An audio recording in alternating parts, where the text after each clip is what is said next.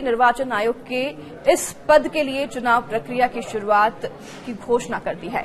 ऐसे में संभावनाएं हैं कि चुनाव की तारीखें जल्द घोषित की जाएंगी। इसी बीच बीजेपी इस पद के लिए अपनी विचारधारा के प्रति समर्पित कार्यकर्ता को उम्मीदवार बना सकती है।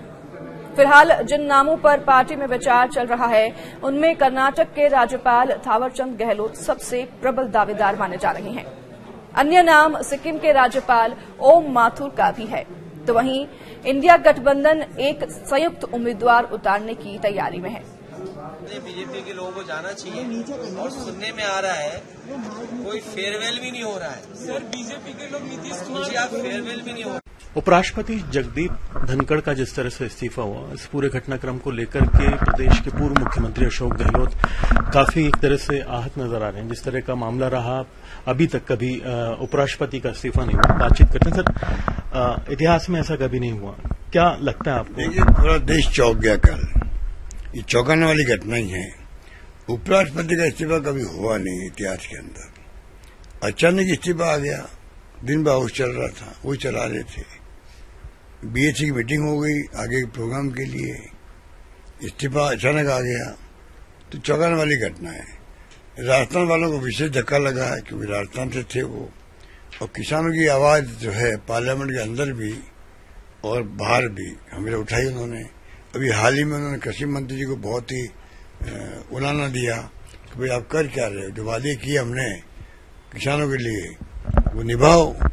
अब पता नहीं किन कारणों से उनके दिमाग में क्या चल रहा होगा, वो तो मैं नहीं कह सकता। तो मेरा अंदाज था कि ये दबाव में लोग दोनों जो है स्पीकर और लोकसभा और ये राज्यसभा चेयरमैन, ये मैंने 10 दिन पहले ही कहा था, मुझे लगता है दोनों दबाव में काम कर रहे हैं। लेकिन आपसे निजी तौर पर उन्होंने इस बात को नकारा भी था कि ऐसा कोई दबाव का मसला है। वो तो उन्होंने जयपुर में कहा था कि मेरे पर कोई दबाव नहीं है, मेरा स्वास्थ्य ठीक है, अशोक गहलोत अपना स्वास्थ्य ठीक रखे। वो बातें तो मैंने भी सुना के कही है, हमारे पुराने मित्र हैं, सब बातें अपनी जगह है। परंतु अचानक जो इस्तीफा हुई तो आरएसएस वालों को मालूम है, मोहन भागवत जी को या प्रधानमंत्री को मालूम होगा, और तो मुझे लगता नहीं किसी को मालूम होगा।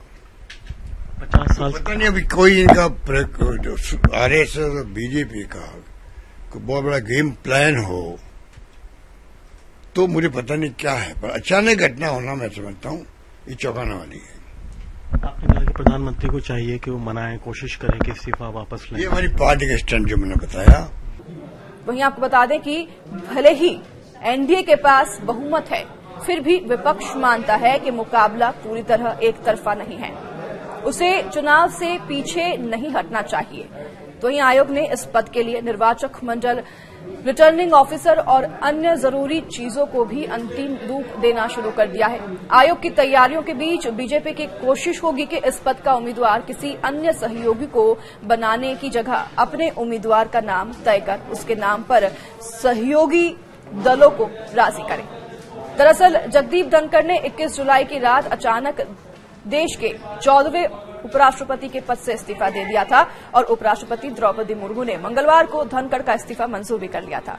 74 साल के धनखड़ का कार्यकाल 10 अगस्त 2027 तक था और अब चुनाव के नतीजे इस पर भी निर्भर करेंगे कि किस पक्ष के पास कितना बहुमत है। बता दें कि लोकसभा में कुल 542 सदस्यों में से एनडीए के पास 293 और इंडिया गठबंधन के पास 234 सदस्य हैं। राज्यसभा में 240 सदस्यों की प्रभावी संख्या में से एनडीए को करीब 130 और इंडिया गठबंधन को 79 सांसदों का समर्थन है।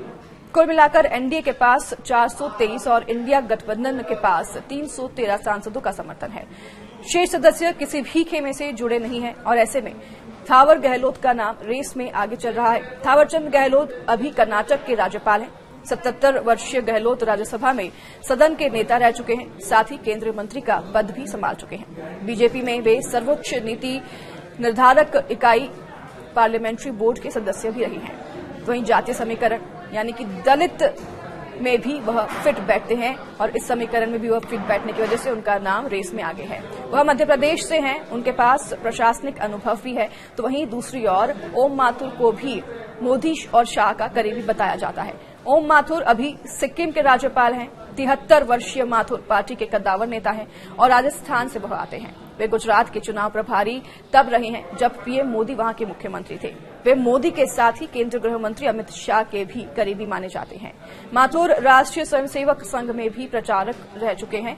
तो वहीं कयास यह भी है कि निर्वाचन आयोग की तरफ से उपराष्ट्रपति पद के चुनाव की तारीख घोषित होते ही इस पद के लिए एनडीए प्रत्याशी के नाम की घोषणा कर दी जाएगी।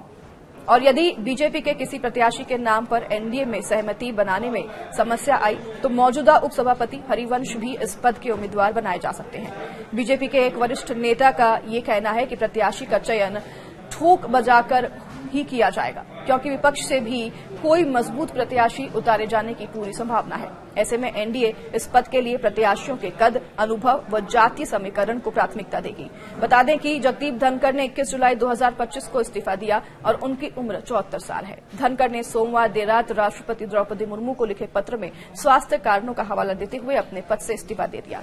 यह पत्र उपराष्ट्रपति के आधिकारिक एक्स अकाउंट पर भी साझा किया गया।